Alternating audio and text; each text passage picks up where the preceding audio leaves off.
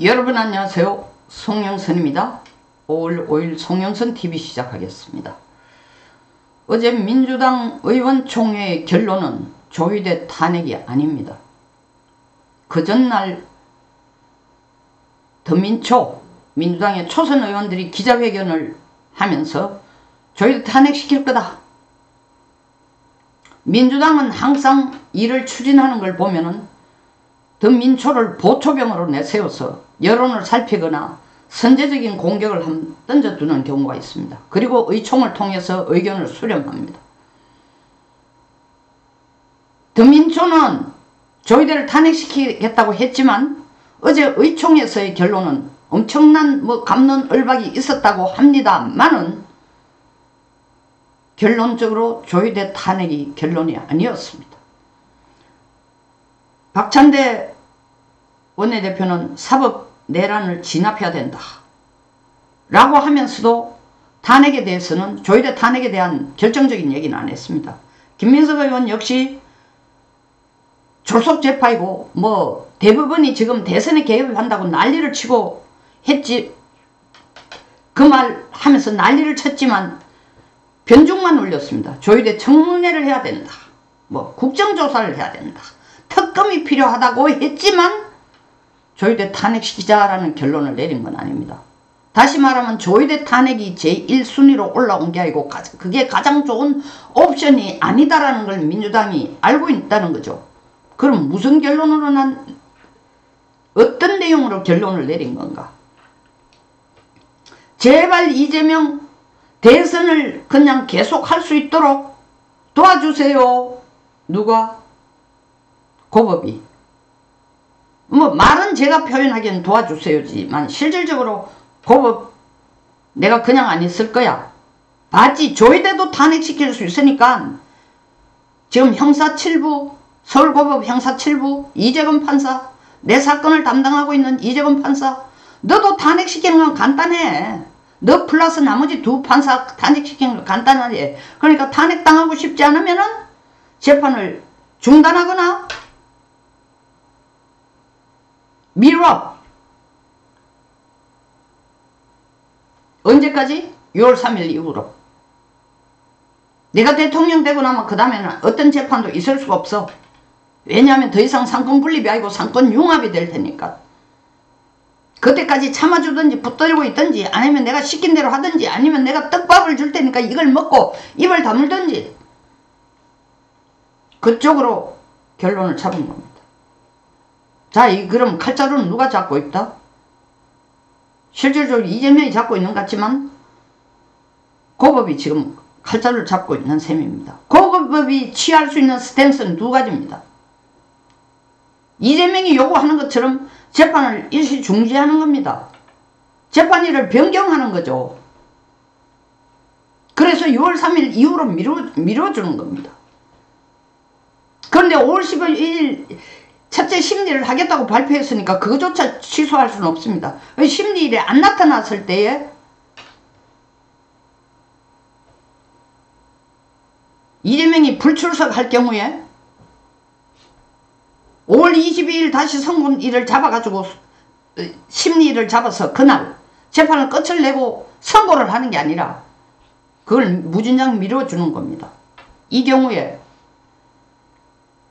고등법원은 이재명에게 굴복하는 꼴이죠. 회유당하는 꼴이죠. 압박에 항복하는 거죠. 굴복을 하면은 사실은 법원은 이재명의 시녀가 되는 것입니다. 국민들 비난을 피할 수 없습니다. 이 단순한 국민의 비난이 아닙니다. 이거는 헌법재판소의 윤석열 탄핵재판과 또 다릅니다. 윤석열 탄핵재판은 윤석열이 복귀하느냐 마느냐의 문제였지만 이것은 바로 민심에게 직접적인 영향을 줍니다. 민심이 뭡니까? 대통령을 뽑는 권한을 가진 사람들입니다. 이 사람들이 사법부를 어떻게 볼까요? 역시 썩은 곳이야.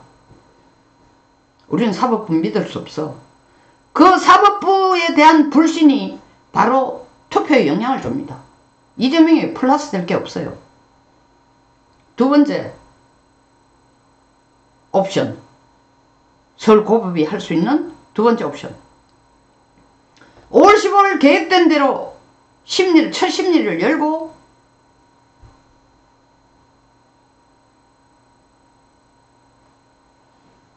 또 계획에 따라 5월 20일 불출석을 해도 유죄 선고를 내린다.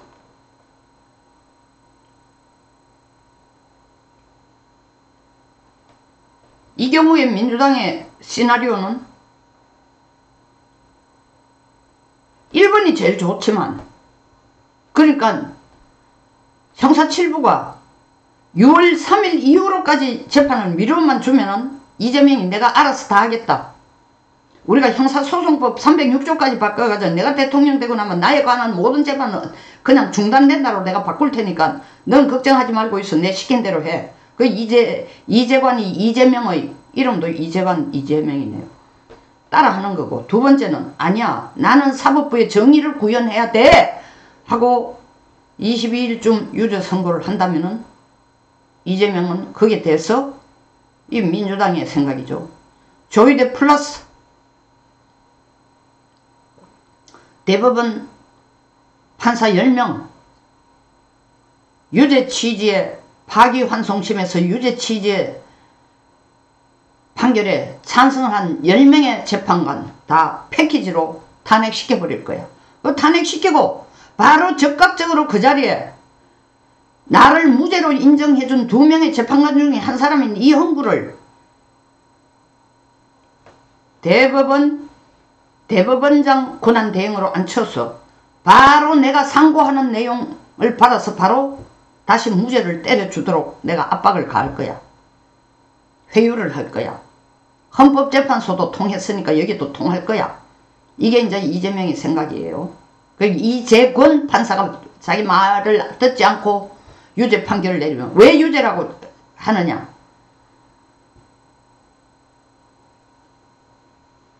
대법원이 판결 내린 걸 하급심에게 파기환송시킬 때는 그 형량에 대해서는 구속이 된답니다. 그러니까 그 형량을 조금 더 줄여줄 수는 있을지 몰라도 유죄 취지의 판결을 완전 무죄로는 만들 수가 없다는 겁니다. 물론 앞에서도 말씀드린 것처럼 나 이거로 끝나, 이재명만 살리면 내 인생이 전부야 라고 회유를 당해서 무죄를 선고할 수는 있겠지만 그렇게까지는 할 수 없을 거다. 못할 거다. 대법원의 판결을, 그리고 구속성을 위반하면서까지 고법이 그 짓은 못할 거다. 그럼 결국 유죄 판결을 내리면은 이재명은 적극적으로 상고하는 동시에 조희대와 대법관 10명을 탄핵시키고 입맛에 맞는 이형구를 대법원 대행으로 앉혀서 적극적으로 상고심에서 무죄를 받아내면 된다. 이게 이제 민주당과 이재명이 생각하는 시나리오 중에 하나입니다. 자, 그런데 과연 이재명이 적극적으로 고법이 유죄를 선고를 했을 때 적극적으로 상고를 하면서 조희대를 목을 칠 수 있을까요? 이 목을 친다라는 게 사람 죽이는 게 아니라 그건 대법원장으로서 대법관으로서의 더 이상 역할을 못하도록 탄핵시킨다는 겁니다. 탄핵시킬 수 있을까요? 이재명이라면 탄핵은 시킬 수 있을 겁니다. 충분히 시킬 수 있어요. 지금까지 31명. 어떤 독재국가의 대통령이나 지도자도 한 적이 없는 짓을 했어요. 그러니까 할 수 있을 거예요. 근데 이재명이 계산을 할 겁니다. 내가 조희대를 탄핵시킨 이유가 뭐지? 대법관 10명을 똑같이 패키지로 묶어가지고 목을 치는 이유가 뭐지? 대통령 되기 위해서라. 그런데 조희대가 대통령 되는 게 가장 큰 장애물이니까 조희대만 치면은 내가 대통령 될 거라고 생각하고 조희대를 탄핵시키자고 하는데, 그렇게 하면 대통령이 되나? 국민들이 이렇게 하는 이재명에 대해서, 이재명의 위법과 불법과 행포에 대해서 아, 이재명 잘하는 거다 하고 이재명에게 표를 줄 것이냐가 문제라는 거죠.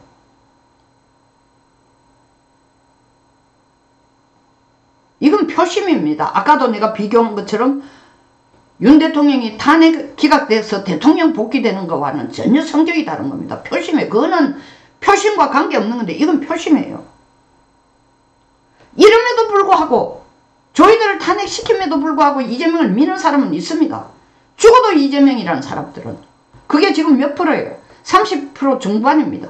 그런데 죽어도 이재명은 아니다라는 사람들이 40% 중반을 넘었어요. 그러면 그 사람들은 이재명에게 투표할 이유가 없죠. 그럼 30몇 프로대 가지고 이재명이 대통령이 당선이 되느냐고.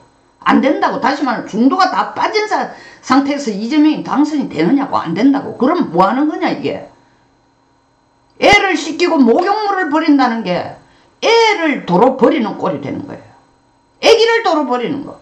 애기와 목욕물을 한꺼번에 다 버리는 꼴이 되는 거예요. 그 제일 똑똑한 채 하는 이재명이 제일 바보 같은 짓을 하니까 조희대 탄핵시키는 게 쉽지 않습니다.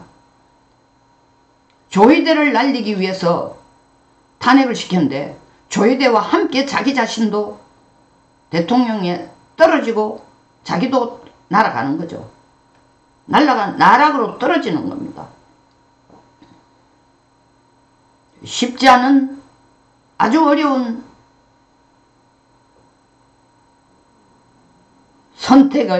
선택이 이재명 앞에 있는데 그 이재명으로서의 최고의 옵션은 뭐냐?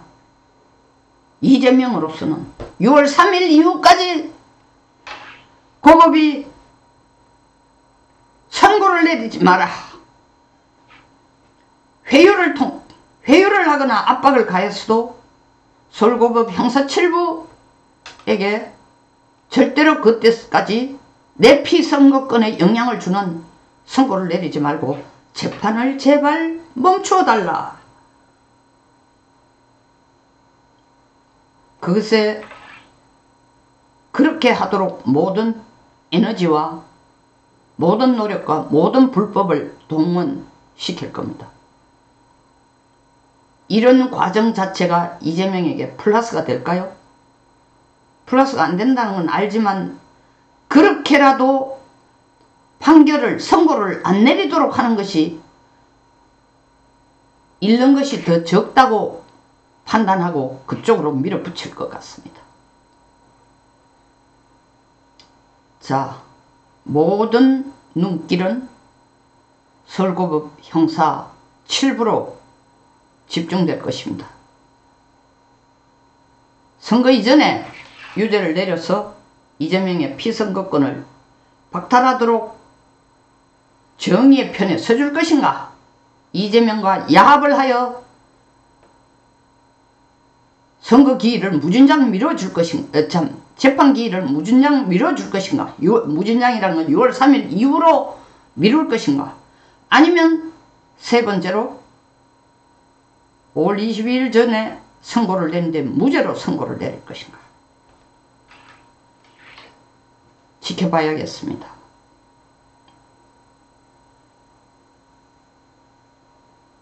그래도 우리가 대법원에서 받는 것처럼 대한민국의 사법부가 살아있다면 지기현 판사 같은 사람도 있고 조희대 대법원장 같은 사람도 있고 유죄 취지의 판결을 내려준 10명의 재판관도 있고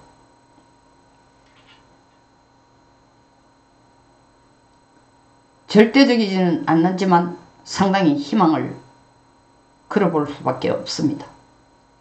대한민국이 제대로 되기 위해서요. 송영선TV였습니다. 끝까지 시청해 주셔서 감사합니다.